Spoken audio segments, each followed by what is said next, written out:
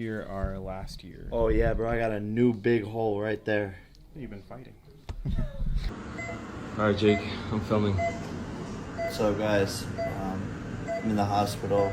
I had an accident. In the weeks and months leading up to this night, one question dominated boxing forums, social feeds, and training gyms alike. What happens when an online phenomenon steps across the divide into the elite heavyweight ranks? I'm a little fucked up, but will you take care of me forever and ever? It was a awkward night. You know, AJ couldn't get to grips with him, obviously. Jake had a really good game plan, moving his feet, lateral movement, slipping and sliding. Obviously been practicing that a lot in sparring. And you got to give him credit. He came out there and gave it a good go. Took his licks like a man, didn't complain. You know, fighting a much bigger, more established world-class fighter. So Jake Paul entered this world not as a seasoned contender, but as a figure defined by rapid ascension outside traditional boxing pathways. A man whose public identity was forged in digital platforms as much as in the gym.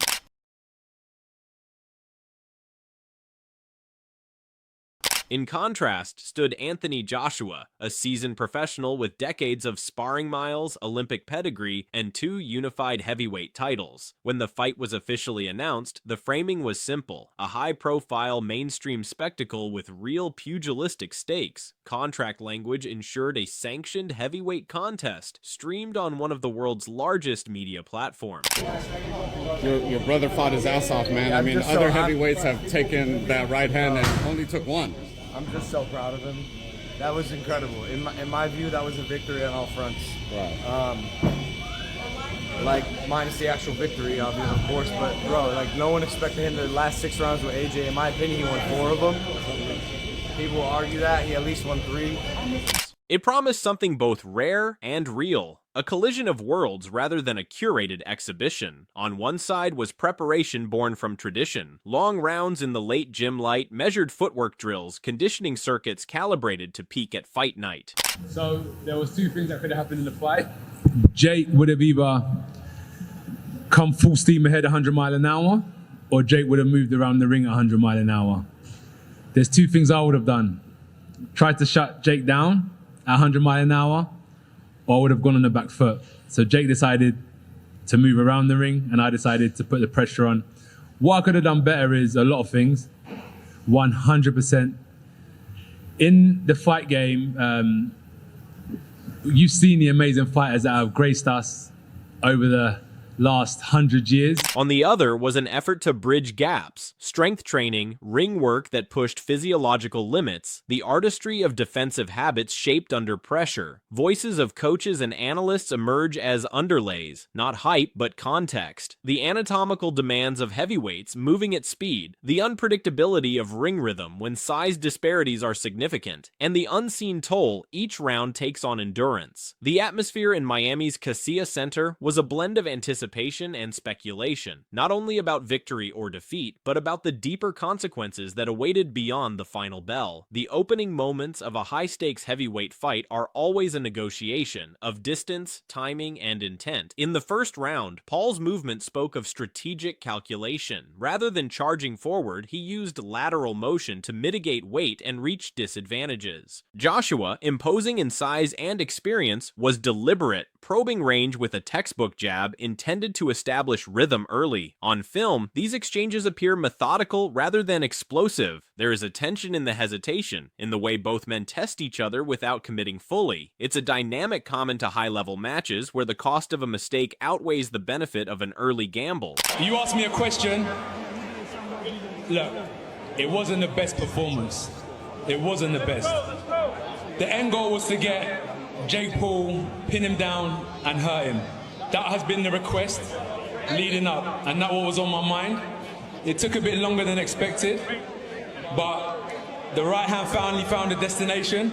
Now, Jake Paul, he's done really well tonight. Round 2, then round 3. Paul stays mobile, looping combinations, and using angles to invite engagement. Joshua appears here less like a hunted titan and more like a probe, evaluating reactions, conserving energy. In conventional terms, this period of the fight was slow, not inactive, but cautious. The eye can miss the technical adjustment that weight shifts bring to balance, or how each feint influences the opponent's next decision. As round 3 closes, a subtle shift occurs. Joshua's guards tighten. Paul's breathing, faint in the mix of mic'd ringside audio, grows heavier. The tactical choices made earlier now begin to exact a physiological toll on the younger fighter. This is not dramatization, it's a technical inevitability in bouts where size and experience favor one man. By half distance of the scheduled 8 rounds, the fight settles into a rhythm that belies its promotional spectacle. Exchanges start to land with more frequency, and the crowd's expectation for decisive action gently accelerates. But in the recorded footage, there are moments of quiet consequence. A slight wobble of Paul's feet as a jab snaps his head. Joshua's body language as he pulls his guard up and adjusts his stance. These are the moments that matter. The subtle erosion of advantage long before a knockout blow lands. In the 5th round, the narrative shifts not because of spectacle, but due to physiological exposure. Paul is consistently hit with scoring shots that land cleanly and repeatedly. Light on its face, boxing is cumulative. Impact compounded over time rather than instant transformation. 2 knockdowns fall in this round. Each one is a convergence of elements, timing, balance, and absorbed energy. Paul rises again each time, a testament to resilience rather than a guarantee of control. The referee's count becomes not only a measure of survival, but of the body's growing compromise. Joshua's efficient power begins to manifest not in wild haymakers, but in structural damage to Paul's defense. The cadence of punches shifts from probing jabs to preferential positioning for heavier strikes. The footage reveals more than just a landed shot. It shows an adjustment, a recognition of vulnerability on the opponent's part. In this zone of the fight, commentators note wear. Paul's energy reservoir depletes. Range closes slowly, not in a dramatic sprint, but in a creeping physicality where muscles tighten and reactions lag. Analysts in post-fight review point to this phase as more decisive than the final blow itself, a combination of physical discrepancy and ring experience that foreshadowed what was to come. In technical boxing terms, the 5th round was where the pace, power absorption, and tactical imbalances coalesced into a trajectory difficult to reverse. With a clear scoring advantage and momentum fully in his direction, Joshua's approach in round 6 is purposeful. The shots he throws are not merely attempts at contact, they are calibrated expressions of mass-meeting movement. Each connection conveys force, but also timing honed over years in the ring. And the expectations that we put on ourselves are immense, but I tried my best. Jake done well while it lasted, but if you remember what I said in the interview with Cameron is, fighting's not just physical, it's psychological. And when you understand the psychological warfare, I did say to you is that, Jake, what's going to happen? I'm going to see a time when I'm going to take your soul and you're either going to give up or you're going to get... Then comes a right-hand strike. Decisive, well-timed. Paul falls. In that instant, the fight ends. Not with spectacle, but with a referee's count completed. A formal recognition that the physical limit has been reached.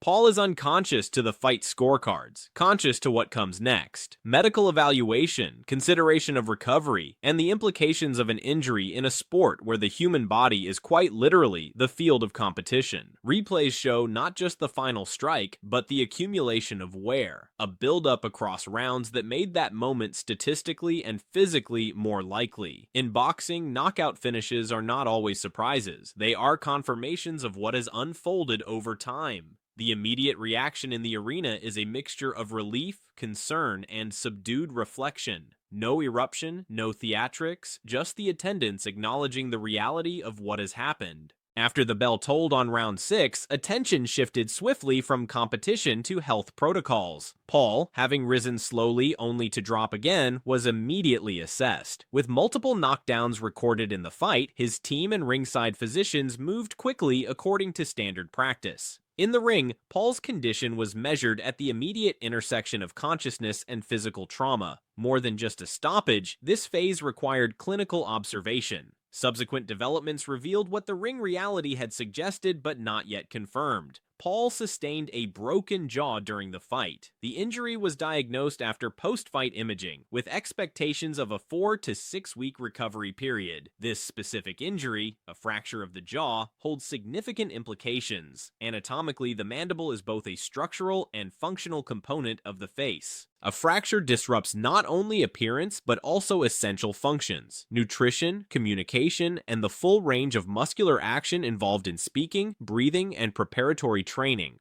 My prediction was right. I gotta give it to Jake Paul. He did okay. He did better than what everybody else thought. You know what I mean? He lasted with him for 6 rounds, you get me? But you know what? It was always going to be inevitable what was going to happen to Jake Paul. He was going to get destroyed. And AJ, his performance was good as well.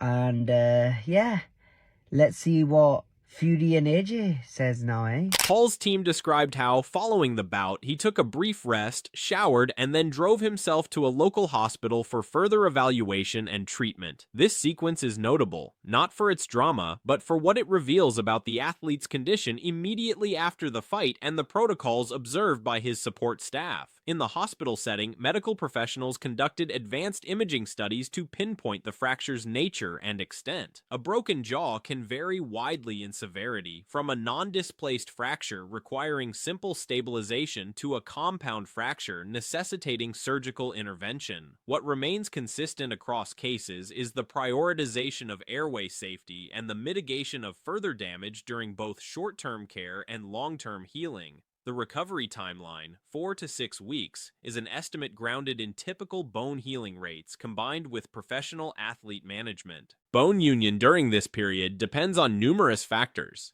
age, nutritional status, mechanical stabilization, often via wiring or fixation, and adherence to medical directives that limit stress on the affected structure. In statements shared by Paul after the fight, he expressed acknowledgement of the injury and an intention to recover fully. His demeanor, measured rather than defiant, suggests an understanding of consequence rather than denial of it. This response from an athlete at the nexus of traditional sport and mainstream entertainment underscores the complexity of modern combat sports. Fighters today navigate not only the physical demands of competition, but the amplified scrutiny of global audiences. He's tough. He's tough. But the first couple shots didn't land clean.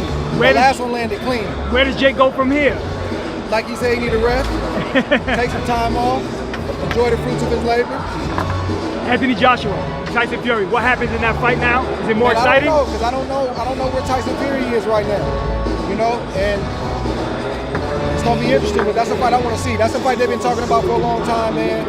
Medical commentators emphasize that in heavyweights, the risk of jaw and craniofacial trauma is acute because of the greater mass behind each strike. A fracture is not an aberration, but a known risk, something accounted for in pre-fight medicals and post-fight protocols alike. In confirmed reports, co-promoters noted Paul's injury and provided a recovery estimate, framing it within the sport's expected injury patterns. In the larger boxing discourse, reactions to Paul's hospital visit reflect both empathy and analytical assessment. Some view the injury as a predictable outcome given the size and experience gap. Others emphasize Paul's resilience in advancing into later rounds. Importantly, there is no singular narrative that dominates, only a range of reasoned perspectives grounded in technical understanding. The hospital, with its neutral lighting, efficient staff, and clinical order, stands in stark contrast to the arena, yet it is here that the tangible consequences of elite combat are most apparent. Healing, recovery, and readiness for future competition do not arrive with a single definitive timeline. Rather, they emerge through careful observation, incremental progress, and disciplined respect for the body's limits. In the aftermath of this fight, the boxing world is left with several layered questions rather than simple conclusions. What does it mean for a contender like Jake Paul, whose career trajectory has intersected non-traditional pathways, to absorb a definitive defeat against a seasoned heavyweight? How does a broken jaw reshape future competition strategies, training cycles, and career planning? And what does this chapter signify for the sport's relationship with mainstream media platforms that broadcast these events to global subscribers? You got to realize, Jake Paul had his hands down. Yeah. He was basically waiting for that knockout. Absolutely. Let me know your thoughts on Jake going 6 rounds with AJ. The fact that he did that it was good because you know we didn't think it was going to go 6 rounds. We thought it was going to go 2. So the fact that he made 6 rounds is an accomplishment for Jake Paul. Was there anything that stuck out with you from the fight? Yeah, really, who was in better shape? I thought that Joshua was in great shape compared to, you know, Jake Paul because he was running around the ring. From a technical standpoint, the fight offered stark reminders of structural realities in boxing. Mass, reach, and conditioning remain indispensable, especially in the heavyweight class, where each kilogram behind a punch can be the difference between a scoring blow and lasting injury. The sequence of knockdowns culminating in the final blow is objective data, but it also opens a window into the interplay between preparation and performance under the rarefied pressure of global broadcast expectations. Physiologically, Paul's ability to take multiple heavy shots and rise reflects conditioning and tenacity, but the resulting jaw fracture speaks to the unforgiving nature of force transference at heavyweight. Healing will take time, nutrition will be constrained, communication and daily routines will adapt. For Joshua, the win adds another notable result to a long career. Yet, in interviews after the fight, his focus shifted quickly toward future engagements and unfinished business at the top tier of the division. His performance, while effective, was also described in measured terms, not triumphalist but grounded in professional obligation and forward planning. In the quiet after the event, observers parse not just rounds and knockdowns but implications. Some see confirmation of boxing's hierarchical structure. Others see a meaningful step in Paul's evolution as a fighter, a baptism by fire that, in its consequence, yields clarity. Ultimately, the narrative here is not one of spectacle, nor of caricature. It is a sober acknowledgement of the stakes that accompany physical competition at the highest levels. The hospital visit is not an endpoint, but part of a continuum: injury, recovery, adaptation, and, perhaps in time, return. As the lights dim on this chapter, the echoes of what took place inside and beyond the ring linger, not as hype, but as enduring evidence of the cost and consequence that define the sport. The immediate aftermath of injury is always a period of introspection. AJ did what everyone expected him to do. I don't think many people thought that Jake would have been able to last as long as he did. Great lateral movement, he had a great game plan to get into the later stages of the fight. Credit to him.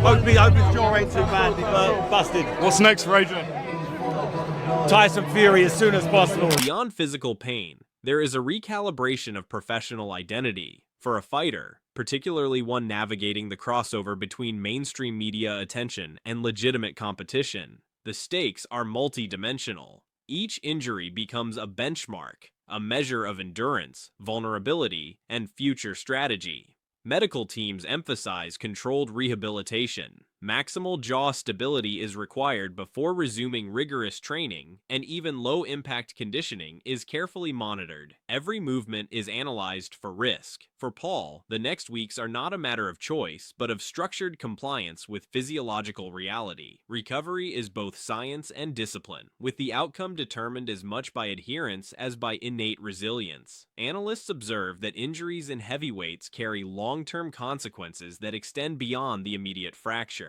Neural shock, muscular tension, and the psychological imprint of sudden trauma can alter response time, defensive habits, and tactical aggression. While Paul's youth and conditioning may aid recovery, the cumulative effect of repeated high-force impacts remains a subject of careful consideration for both trainers and medical staff. The contrast between fighters' post-fight experiences is striking. For one, the evening concludes with strategic planning for upcoming bouts. For the other, it begins with a meticulous recovery regimen and a confrontation with the limits of human physiology. In boxing, these parallel narratives, one of triumph, one of consequence, define the sport as much as the contest itself. As the night deepens, the hospital becomes a temporary arena. Here, the echoes of the fight are translated into vital observations, lessons, and the careful orchestration of what comes next.